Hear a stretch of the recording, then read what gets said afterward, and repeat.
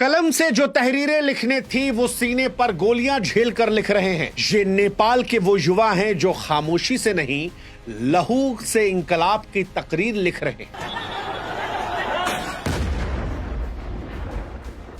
नेपाल की धरती आज खून से सनी हुई है और इसीलिए आज ये शेर किसी कविता की तरह नहीं बल्कि नेपाल की कड़वी सच्चाई की तरह दुनिया के सामने गूंज रहा है।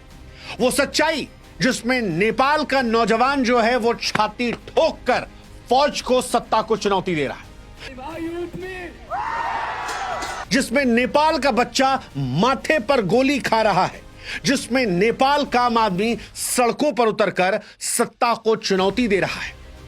नेपाल के सड़कों पर इन दिनों जो कुछ हो रहा वो सिर्फ सोशल मीडिया बैन के खिलाफ आवाज वाला विरोध नहीं है। यह भ्रष्टाचार, सत्ता के अहंकार और नेपाल में पीढ़ियों के उम्मीदों के दमन और आर्थिक तबाही के खिलाफ खड़ा एक ऐसा आंदोलन है जिसने एक नए सिरे से इतिहास लिखा है। वो जो श्रीलंका में हुआ था, वो जो बांग्लादेश में हुआ था, वो अब नेपाल में भी हो गया है। नेपाल में बच्चों ने सड़कों पर खून बहाया तो ओली सरकार को खाड़ के फेंक दिया। सरकार जो है वो गिर चुकी है और ये तस्वीरें आज दुनिया को खून के आंसू रुला रही हैं, क्योंकि जब एक लड़का जो स्कूल बैग लेकर स्कूल जा रहा था वो गोली खाकर जमीन पर गिर पड़ा, किसी का जूता जो खून से सना दिख रहा था, तो ये सिर्फ एक तस्वीर नहीं थी, पूरी व्यवस्था का आईना था। वो व्यवस्था जहां जनता नंगी, भूखी और गोलियों से छलनी है और सत्ता आलीशान महलों में चैन की नींद सो रही थी।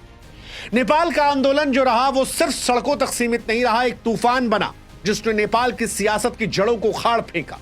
युवाओं का गुस्सा इतना बढ़ा कि सरकार को इस्तीफा देना पड़ा। मंत्री जो है मुल्क छोड़कर भाग रहे हैं, प्रधानमंत्री जो है वो नेपाल से निकल रहे हैं, सोशल मीडिया बैन को हटा दिया गया है, प्रधानमंत्री लोगों को चिट्ठियां लिख रहे हैं। लेकिन सवाल यह है कि क्या देर हो गई साहब?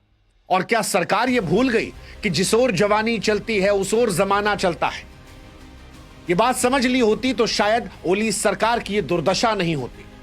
वैसे नेपाल आज इस हालत में क्यों पहुंचा है और ओली सरकार को इस्तीफा क्यों देना पड़ा है, उसके लिए आपको नेपाल से आई तस्वीरों को देखना पड़ेगा, क्योंकि तस्वीरें सिर्फ फोटो नहीं है, सत्ता के खिलाफ एक खुली किताब है। ये तस्वीरें बताती हैं कैसे एक छोटी सी चिंगारी सोशल मीडिया पर नेपाल को हिलाकर रख देती है, कैसे ये सिर्फ बैन की कहानी नहीं बल्कि दशकों के भ्रष्टाचार, बेरोजगारी और अन्याय की कहानी है। और आज एक एक तस्वीर हम आपको दिखाएंगे, लेकिन इन तस्वीरों को दिखाने के साथ एक गुजारिश हमारी है कि आप भी हमारी ताकत बनिए, हमारे व्हाट्सएप चैनल से जुड़िए ताकि जब जनता के हितों की आवाज हम उठाएं